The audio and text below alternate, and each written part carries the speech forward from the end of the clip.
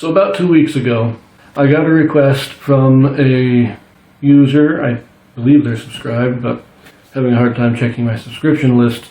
But their username, their handle is Domino Now We Know. And he asked me to read some verses in 1 Corinthians. Now, well, they asked me, I don't know if it's a man or a woman, but they asked me to read some verses in 1 Corinthians as kind of part of my verse of the day. But my verse of the day I do take from the church website, or the church gospel library app. That's where I get my verse and quote of the day. And I don't want to do anything else with that series other than that. But he did want me to read these verses, so I thought I would do this here. This is a subscriber request or commenter's request. So we're going to read in 1 Corinthians chapter 3, verses 10 through 15, and then talk about it just a little bit. According to the grace of God, which is given unto me as a wise master builder, I have laid the foundation, and another buildeth thereon. But let every man take heed how he buildeth thereupon. For other foundation can no man lay than that is laid, which is Jesus Christ. Now if any man build upon this foundation gold, silver, precious stones, wood, hay, stubble, every man's work shall be made manifest.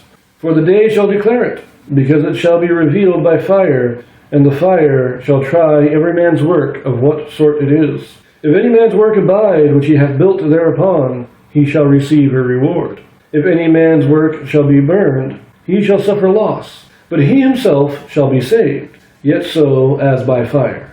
Now before I make any commentary here, this does have a Joseph Smith translation. It's in verse 15 where it says, but he himself shall be saved. Joseph Smith corrects this.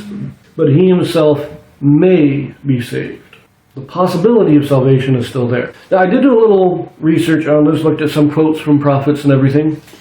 What this is talking about, the foundation of Christ is being laid by the apostles and prophets, because they are the ones that God is revealing his will to. Now, at the beginning of every dispensation, after the people have fallen into apostasy, we get a new revelation, a new foundation being built. God is revealing his words, he is calling new prophets, he is setting up a new economy.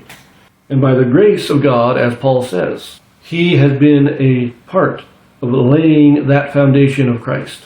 That foundation of Christ is the knowledge of Christ, the gospel of Christ. We understand, our understanding of who Christ is. That is the foundation. But they only lay the foundation. We have to build our own house upon that foundation. And depending on how we build, he says, be careful how you build it. If we build gold, great splendor, it will survive the fire.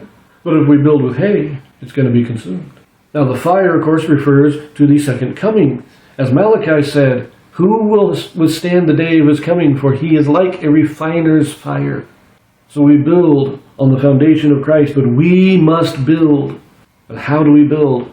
We build by following the prophets. We build by keeping ourselves on that foundation, first of all, and then by keeping the commandments, by accepting and participating in the ordinances and covenants of God, by helping our fellow man. All these things build our house on the foundation of Christ. And when Christ returns, if we have built well, our house will stand in the fire and be refined, and we will receive our reward. Now note again that those whose houses are destroyed in the fire, they are not necessarily condemned. They may still be saved, but they do not receive the same reward as those whose houses stand in the fire. And thus we have an indication here, a hint, an allusion to the degrees of glory. Those whose houses stand, who stay and are purified in the fire, they're the ones exalted, they're the ones in the celestial kingdom. Those whose houses are destroyed, they were still built on the proper foundation. So they can still be saved, but they will receive a lesser salvation. But note also that this is speaking only about those who build their houses on the proper foundation. Joseph Smith, in quoting that, said that when the apostles build the proper foundation through the revelations of God, if any man builds on that foundation, they have a good foundation. But later, as time passes, men begin to build on other foundations, such as the Nicene Creed, and the other creeds and other philosophies that men set up. And those are the sandy foundations. Those are not the proper foundation. And so this is not talking about those. This is not talking about Everyone, this is talking specifically about the saints, those who have accepted the restored gospel. How are we building our houses? Because we are not guaranteed salvation just because we are in the church, just because we are part of this gospel, just because we are part of this work. We are not guaranteed salvation. It depends on how we build our houses. So we must ask ourselves, as Paul counsels the saints in Philippi, work out your own salvation with fear and trembling. Are we working out our own salvation? Are we building a good house on the foundation of Christ? Will it stand when the flames come and the refining fire purges the earth? If you are enjoying these, please like, subscribe, share, ring the notifications, all those good things that help get the channel more exposure, help us build up the algorithm. And if there's anybody who has another request, they want me to read something else, whether it's in the scriptures or anything, and make a comment on it, just send me what you want me to read and I will get to it as soon as I can.